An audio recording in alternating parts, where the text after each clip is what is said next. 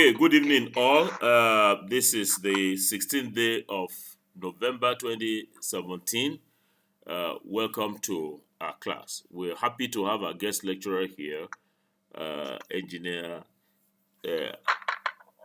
Ajibola, who is a globally renowned expert in IT. He has some strengths in several areas, but the one we want to draw from today is cybersecurity.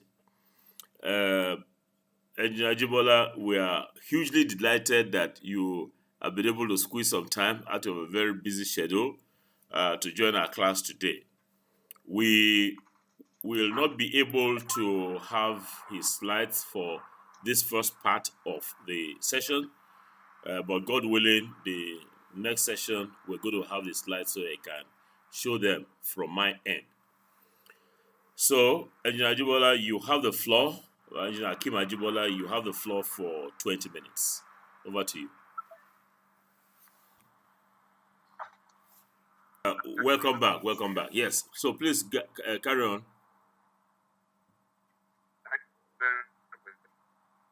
Yeah. So basically, I'm here to discuss issues relating to cyber warfare, cyberspace, but specifically the issues of norms. And one of the reasons I feel that it would be lovely to discuss this is because these are issues that require a lot of strategic thinking. They also require quite a bit of very engaged discussion as from an informed perspective. So really, let's just have a look at the ecosystem of cybersecurity. For me, I have a graphic here, which again I will share. And basically, cybersecurity is actually a risk management issue. Yeah. Also, for me personally, I look at it as an economic issue. We now have areas of, when we look at the risk, we're talking about a systemic risk and reliance. We look at technology of war. We look at cybercrime, security of things, given the rise of the Internet of Things. We also have the issue of cyber war. And in this case, cyber war really, you have to look at it as an exploit. It's not like a kinetic activity in the typical sense. Then you look at the issues of critical infrastructure protection. Of course, you have the issues of privacy. I think this is very, very important. Our existence as a democratic. And then we look at the issues of norms, collaboration. And below each of those major thematics, so you have issues of innovation, human rights, security, geoeconomics, media, blockchain, sensors. So the list goes on and on and on. IT. Basically, let's start with a few definitions. As I said earlier, cybersecurity as a word really is a risk management issue, and fundamentally is economic problem. For example, today, if we know that the neighborhood of Okebukola will not be safe after 9 o'clock, I don't think any of us listening today would try and venture out to Okebukola after 9 o'clock. So too, if our cyberspace is not safe, obviously we would not use it. We wouldn't put our bank details or family details on it. Now, when we look at issues of the border on cybercrime, which really is a subset, a crime by definition must be conduct which a piece of paper that otherwise you would call a legislation has described as inappropriate. And that same piece of paper called the legislation must also prescribe a punishment. The third definition that I would want us to look at is the definition of cyber war. Yeah. And really, cyber war is the capacity of an entity, person, nation, organization, to disrupt the activities, usually of a nation. The very interesting takeaway about cyber war is that it's extremely asymmetric. Yeah. So, in theory, an individual basically can take on, a very wealthy government. I'll run a couple of examples by you. I know that in the last 10 years or so, a couple of US satellites have actually been hacked by individual hackers. So this is an individual taking on the United States.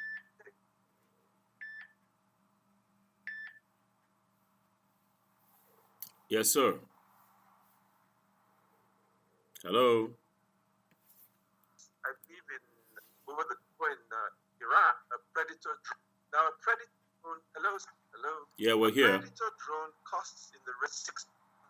Okay, saying that it's very Cyberwar is the software that the Iranian guard used to jam and take down that $6 million predator drone was actually a $26 shareware. So you can see with basically no money, less than 10,000 naira, you can actually disrupt a $6 million sophisticated ICT-based machine. A very good friend of mine in Singapore by the name of Barry Green once very succinctly stated that cyber criminals operate at the speed of light, while law enforcement moves at the speed of law. And clearly, there is this mismatch. Yes. Now, we need to look at what are called the cyber environment. Many of us have been led to believe that cyberspace is borderless. I think many of you have heard this. And why have we been told that it's borderless? Well, we've been told that a criminal in Hong Kong can hack a server in the UK to take information from a bank in Nigeria. I think this is a very example. However, some of us would tell you that cyberspace is not borderless. And what we mean by this simply is that every country has its own cyberspace, which is defined by its national infrastructure. So, for example, somebody uses a machine to go through a server in Accra to attack somebody in Victoria Island. The Nigerian police cannot go to Accra and interrogate the machine or even the operator there. Yeah. The Nigerian police nor the Ghanaian police can go to London and interrogate the machine in London nor the operator. So you can see law enforcement operatives are actually restricted or constrained by jurisdiction. Now, moving forward a little further, President Jonathan signed, I think it was on the 15th of March, 2015. He signed 3 very interesting documents that you need to read, need to be very familiar with, and you need to be able to download them. Just do a search for them. They're free to download from the NG Cert site. The first document is the National Cybercrime Act 2015, or the Cybercrime Act 2015. The second document is the National Cybersecurity Policy. And the third document. Sorry, I'm interrupting. Sorry, I'm interrupting you, class. Please make a note of these documents for you to download. Yes. Now, please carry on. Sorry, sir? As a carry on, I'm just telling the class that they should download them. Yeah. Yes. So, in the 2015 National Cybersecurity Policy, as well as the National Cybersecurity Strategy, the government of Nigeria has recognized cyberspace as the 5th domain of warfare after land, sea, air, and outer space. And this is very, very useful and interesting to understand. Now, let's do a little history. In warfare, what happened was that you had the surface, which primarily and initially consisted of the land. That was the first domain. Yeah. And then that surface was extended to the surface of the sea. So all of this was basically still on the domain 1. Now, those domains tended, at least the land domain, tended to be relatively local. But then we now had the second domain, which was exclusively related to the sea, which was not just the surface of the sea, but also the subsurface, basically submarines and underwater warfare. You now had the third domain, which later came up, and that was the exploitation of the air, and basically the air forces. And what the arrival of the sea, and particularly the air, did was that they now became global domains, because these battles could take place anywhere above the earth or under the ocean. So the air became the third domain. Of course, later on, particularly from the late 1950s, with the launch of Sputnik and Explorer 1, Sputnik by the Russians, Explorer 1, and the Americans, the new domain began to rise. And of course, with the space race, with the Americans getting to the moon and back, space itself now became the fourth domain, recognized domain of warfare. But what has happened is that, and again, it was global in nature. But what has happened is that cyberspace now is an all-encompassing domain that integrates the earlier four. And what's special about cyberspace as a domain of warfare is that basically it warps time. It operates at the speed of light. Now, any of you that have used the computer, had some challenge with it, and maybe called your Microsoft help desk, probably had some gentleman or lady in India actually, you can let them into your machine and they would fix something. So you see, cyberspace is basically curved and joined you that are in a totally different time environment, somebody in India operating at the speed of light. So from a military point of view, and I'm just doing this for perspective, and these are some of the questions that we need to ask ourselves. Have we established an adequate roadmap for Nigeria really to, a roadmap to establish cyberspace as an operational domain for some of these activities? Does the armed forces have?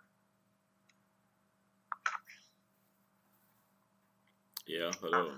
Roadmap. Now, the armed forces actually has already said that I am aware that they do have at least some kind of internal roadmap for some operational parameters, but I'm not sure that there is an overall roadmap for the direction for our national security establishment. Remember, the national security establishment is far beyond the military. It includes law enforcement, it includes the paramilitaries, and it also includes the intelligence services. And this roadmap that we need to consider, this grand strategy, this cyber grand strategy, really needs to interrogate all the relevant services and sub-services, because it's very important, just as in the civil sector, in the military, you need a very, very high degree of collaboration. You need collaborative institutional mechanisms to drive these processes. Yeah, we have three more minutes. 3 more minutes. Oh, yeah. Okay, let me jump forward very fast. All right. Let's also look at the cyber threat space. What kind of security threats are there? Well, they're really broken into a couple of things. Attacks on physical systems. But let me give you an example of lost hardware. Now, when you lose your phone, sometimes it may not be the cost of that expensive phone, but maybe it is because Dr. Okebukola's number is on, and you really need to get in touch with him. And that is actually what pains you much more than loss of the equipment. But the point is that if somebody gets that phone and is able to break into it that you lost, it means they can now start calling him and frankly messing up your life. You also have another area of security threat, the authentication and privilege attack. And the example I would use here, frankly, is disgruntled employee. I didn't get the pay raise, I didn't get what I wanted. Another very is the area of malicious internet content. And usually this is transmitted through social engineering. You get an email that says, we saw naked pictures of you on the internet. You automatically click to see what it is. And finally, we have what I call the denial of service type of situation.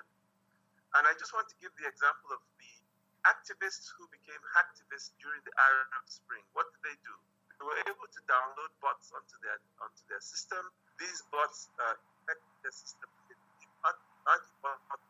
They tried to break into, several systems. One was top level Nigeria, we'll call that .ng. And if you take that down, you cannot send an email, you cannot access a website, you cannot receive an email. So that has serious implications for the society and the economy. The other system they tried to take down, botnet, is actually the central bank clearinghouse. You take that system down, you cannot cash money, you cannot transfer money, you cannot even withdraw your own money. So these are very serious issues. So very quickly, what is the domestic cybersecurity? Who are the domestic cybersecurity players? Well, the Defense Administration, EFCC has significant forensic capacity. Backbone has the certification. NITDA has the CERT-NG ecosystem, Computer Emergency Readiness and Response Team. The Office of the Attorney General has a cyber prosecution unit, and the NSA has the Nigerian Computer Emergency Response Team and Coordination Center. In the private sector, you have people like myself, the Cybersecurity Experts Association, Digital Jewels, and a number of other either institutes or private sector companies. And then you also have academia. So I'm very happy that you guys, at least at the Lagos State University, are up and doing. I give kudos to all those involved. Thank you. But the Federal University of Technology, Minna, actually is on its 6th year of graduates at the bachelor level, and they have some, I think, masters and PhDs as well. And then the Nasarawa State University, KEFI, has a Center for Cyberspace Studies that focuses on masters and PhD students. Now, very quickly, I know time is running out, sir. How many minutes do I have?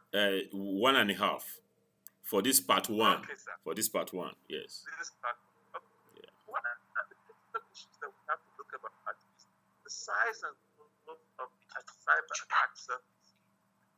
This is accelerated by the rapid rise of Internet of Things, which is currently at about 35% per annum. This implies that the perimeter in terms of cyber attack basically is doubling every 17 months. Even the capacity of the phones. And I want to throw some numbers at you. Internet Protocol 4, IPv4, could provide addresses for 4.3 billion devices. The world has already hit about 7 billion. Clearly, IPv4 is no longer sustainable. So the world has encouraged us to move IPv6. And the addressable space of IPv6 is in the range of 3.4 on decillion. So 3.4 on decillion is basically 3.4 times 10 to the power 38. So this gives us, this gives us approximately, this gives us some sense of the profound increase in the attack space. If I may round up with the following, sir, so I have a natural break. I just want to make two key issues. Who else is using cyberspace? Let me mention some names of some interesting using cyberspace. Some of you may have heard of them. Boko Haram, MEN, of course. IPOB, Yes. Arewa Youth, OPIS, Yes. Daesh, otherwise known as Islamic State, Yes. the FARC in Colombia, I'm sure Shikro in.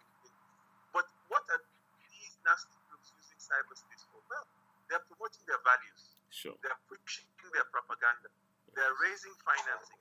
They're using it for recruitment. For them, cyberspace is a tool, a medium, and a target. How? A tool to develop and disseminate, for example, propaganda.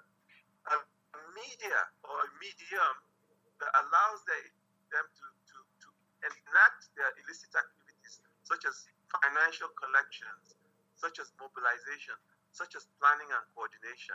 And also, they use it as a target when you damage a cell tower site, for example, or a finance system or government services. Now, finally, for this section, I just want to emphasize that not all cyber crime, cybersecurity, cyber war breaches are acts of terrorism. I listen to a lot of people on the media who basically equate the two. They are not. One of the famous works done by a very, very close friend of mine, Yes. Dr. Zahir Yunus, is one of the first Yes, hello. cyber in Malaysia. Okay. Basically, he has defined cyber terrorism. I'm about to round it. Defines cyber terrorism based on the target, the impact, the method of action, the domain, the tools of attack, and the motivation. There are about 6 issues. So the target needs to be something like a critical national information infrastructure that's critical to the population. The impact has to be mass disruption. It has to cause fear of death or bodily injury. And also, it needs to have some kind of severe economic loss. Of course, the method of action would be generally unlawful means, combined with illegal acts. As you would imagine, the domain will be primarily cyberspace. But in terms of cyberspace, you're looking at the internet, telecommunications networks, computers, embedded processors. And yes, in this instance, it is borderless. The tools of attack, well, the tools are the kind of hacking tools and cyber media, which we would commonly associate with some kind of cyber-based exploit. The motivation, this is the final one. Really, the motivation tends to be political, ideological, social. But of course, usually political is the main thing. So I think for now, sir, yes, we'll start subsequently from the issue of building national and institutional resilience. Resilience. Okay, thank you very much. Let's appreciate Engineer Ibola for this wonderful discussion with us. You can see his depth of knowledge, his depth of understanding, and it's not theoretical. He's a practical man. He's a man who has seen it all. Being a member of the Cybersecurity Association, they are doing wonderfully well in deploying their knowledge and their skills to protect the Nigerian cyberspace, cyber environment. So we just have 2 more minutes. I thought we'll have like 8 minutes to interact with him, but by my time in here, we have just less than 2 minutes. So what we'll do is I will I'll go across the table, just ask a question, and then Engineer Akeem Ajibola will respond. Solomon, do you have a question there? Yes, sir. Yes, go ahead. Make it short and just one question. Yes. Yes, sir. You made mention in the course of presentation. You made mention that jurisdiction is one of the problems in cybersecurity, whereby somebody might be far from where you are and still access valuable files or systems. Yes. So in this case, or even damages. Yes, sir. In this case, since we are all talking about the way forward, which is how to curb this menace, so what can we actually do to be able to curb those? All right, thank you. Protection for your device and for your network. Jeremiah, if you're online, you are not. Busayo, yes. Yeah, thank you, sir, for that wonderful presentation. Yeah. Busayo, you have the floor. Jeremiah, that will be next time. Yes. My question is almost in line with what Solomon said. I want to believe that we have so many threats facing us in Nigeria, like computer virus, malware, identity theft, and privacy invasion. How can we, as a nation or as an organization, how can we really curb most of these threats in Nigeria? Thank you. Okay, Busayo, don't you know the answer to that question? Do you? Sir? Don't you know the answer to the question? Billy? Yes, thank you very much, sir. My question is simply to the layman on the street. Okay. Do the association has a roadmap to get this message messages across to the layman? If it is new to us here, then how do we see that of a layman? Thank you. Okay. Or lay woman. Lawa. So my question is simply that before it can be considered a cyber crime, is it compulsory that the body injury must be inflicted? That the what? I thought I heard him say that there must be a body injury or something. That there must be. That was cyber terrorism. Yeah. Okay. Now, I think Alaji Akib Ajibala, you take all the questions, but take mine alongside with it. You see, there is an alarming increase in threats to cybersecurity. Very alarming. Alarming in the sense that even the countries that have taken all the steps that my students are asking you of, you get some smarter people breaking into networks and hacking into their files. Pentagon, HSBC Bank in the UK, and top-rate organizations that will appear to put all manner of security installations within their infrastructure. So all these questions they're asking, what can somebody do? Even if you do all of that, I mean, it's alarming. The North Koreans, the Russians are able to get into whatever network that they. So what? Looking at it, I'm taking it to the future. How should countries or individuals or organizations respond? I have an answer to it. The answer is that, you see, you should all be in the front line of that security threat. If you know that the North Koreans, can, hack into the defense system of the US, or if they can hack into the banking system, the hospital system in the UK, or the one that you said in Nigeria, I mean, the Boko Haram, all of those insurgents that you mentioned, they can use the cyberspace for good or for ill. Most cases for ill for us, for good for them, in the sense that they are, broadcasting their propaganda material. So the question is, what is the future? What do we expect to see in terms of cyber warfare, cyber security, cyber crime in the next 10 years? My answer, I know the answer. The answer is going to be most unpredictable. It will be most dizzying. You are once jump ahead, they are two jumps ahead. You are planning it one way, they are planning it the other way. Yeah, exactly, the speed of light. So so let me summarize the question to say, how do you see the future in the next 10 years? 10 years is actually too long. The next 5 years of cybersecurity and cybercrime.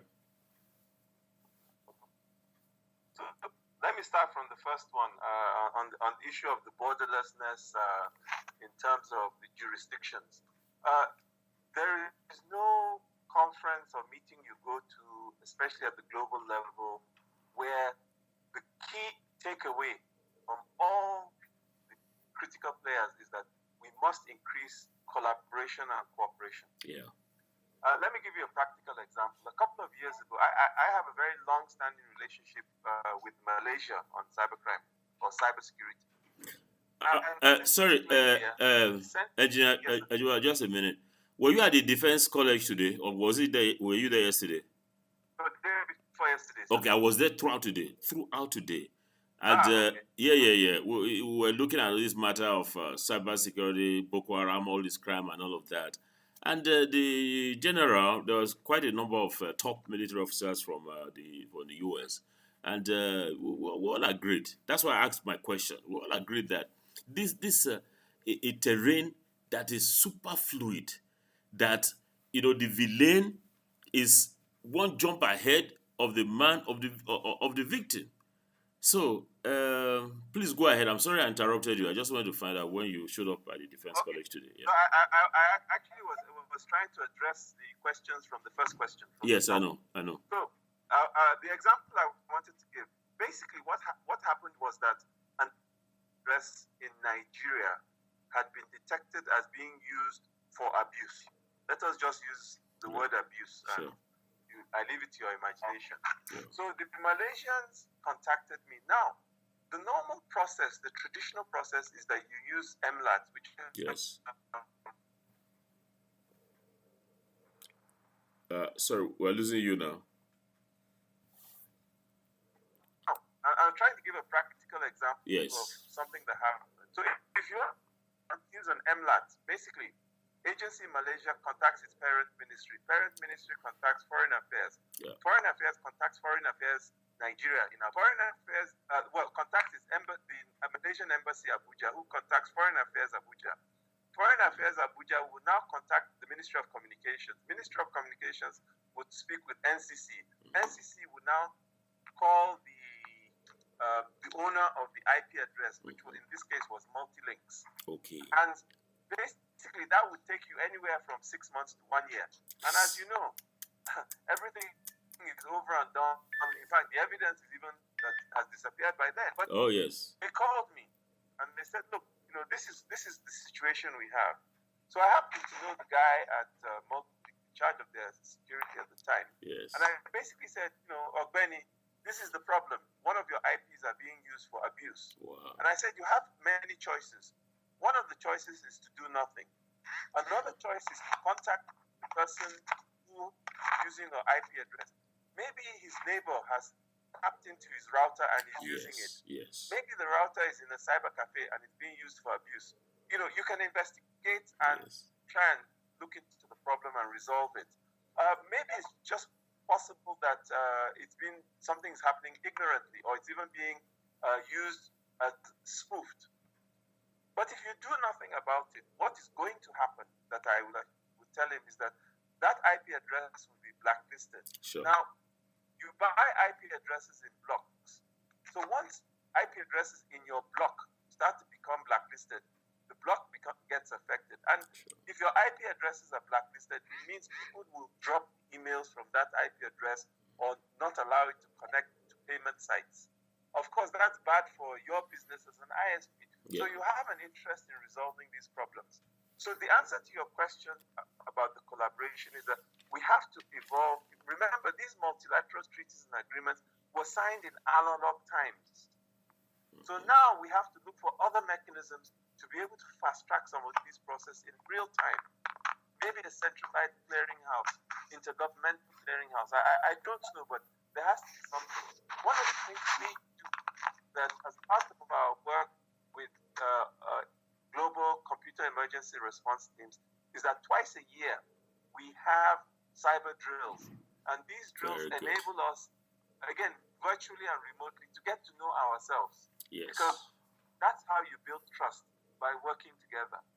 So to the second issue, quite frankly, if you want to start at the root of curbing the threats, and I summarize the question in terms of curbing threats, it boils down to awareness. Yeah. People have to be aware that really in 80-90% of the situations, human error is the primary challenge. Yeah. Human error usually is at the root. So you have to create awareness at different levels. If you are talking to a relatively sophisticated and educated audience, yes, you can use manuals and books and alerts. But if you're trying to create awareness at a semi-literate or illiterate level, because as IoT becomes increasingly pervasive, more and more people who basically have no education, cannot read or write, will start using these devices. So you have to be creative in how you generate awareness. If you have to use cartoons, so be it. If you have to use posters, so be it. So that people who cannot read or write, they may understand graphics. So these are the kind of creativities. Now, you talk of some of these organizations that one belongs to. Again, depending on the organization, some have roadmaps of different kinds. The one I'm hoping to talk to you guys about later is the Global Commission for the Stability of Cyberspace. In fact, I'm leaving on Saturday to India. Wow. The Prime Minister of India is having a conference, and we plan to make a big announcement there. Very But good. you see, our focus and roadmap is towards creating norms for cyberspace and particularly cyber war. For example, the norms in normal war are that soldiers and armies do not attack children, they do not attack women, they don't attack hospitals, they don't attack churches or mosques or schools. So we want to create something similar, again, or something analogous, let me say, on the internet. So different organizations and associations have different roadmaps. Yeah. To the last question about the alarming increases in cyber crimes, Yeah. yes, they are, but we also have to take it into context. First of all, you have to realize that, for example, the quantum of, and that's why I mentioned the issue of now the attack surface area. Yeah. The attack surface area is beyond imagination. So yes, there may be millions of attacks, but millions of attacks in the context of hundreds of trillions of transactions and activities still is a relatively small percentage. Of course, if you are the victim, it doesn't matter the percentages. You are still pained. Again, like I mentioned, human lapses tend to be at the root cause of a lot of challenges. And also, I think many organizations get into a false sense of security. You have to remember, anything created by human beings can be hacked by human beings. Sure. It's only God that is perfect. Yeah, we should wrap up. We should round up now. We have overshot the time so much. Yes. If you look at the code in Microsoft Windows, it's millions of lines of code. Of course, there are going to be errors. Of course, yes. So these things are not going to reduce. Everything is hackable. So whether you think you've invested in the most expensive firewall, the most expensive antivirus, the most expensive identity management system, is not enough. It's not the enough. hacker is eventually going to find a way around it. Yeah. But two things are going to happen. One, there's going to be increasing use of artificial intelligence. Yes. I recently witnessed in a lab the use of artificial intelligence to monitor attacks in real time and patch in real time. And when I'm talking monitor and patch, I'm talking about in microseconds, faster than you or I can blink. Wonderful. So artificial intelligence systems are now coming to the fore, and they're going to make these things increasingly difficult. So whilst the current trends are for these attacks to explode, I think that it is quite possible that over time we may actually not see the kind of explosion that we're expecting, because there are these other disruptive technologies, which again can be used for bad. Yes. It's a double-edged sword, but when used for good, actually will protect networks and the systems better than you or I as human beings can. So Wonderful. I'm a bit more optimistic, if I may say. That is good. That is good. That is, once again, let us appreciate Alhaji Akeem Ajijola, a wonderful expert in cybersecurity, very knowledgeable, very skilled. You can see he has a global footprint. He's everywhere. He's off to India. God will grant you journey mercies and make your mission a huge success. So yeah, thank you very much. So I'll be in touch with Engineer Ajijola, and I will let the class know when next we are going to do part 2, because he's going to leave for India on Saturday. So can I get one member of our class, to make a motion of appreciation to him? Busayo. Sir, on behalf of the class, sir, we want to say a very big thank you for this very presentation that you have given to us. And we appreciate, we look forward to see more of these again, sir. Thank you, sir. Thank you very much. Thank you very much. I'm grateful. Thank you very much, Engineer Ajijola. So, class, until tomorrow, it is bye for now. All right. Okay, thank you. Okay.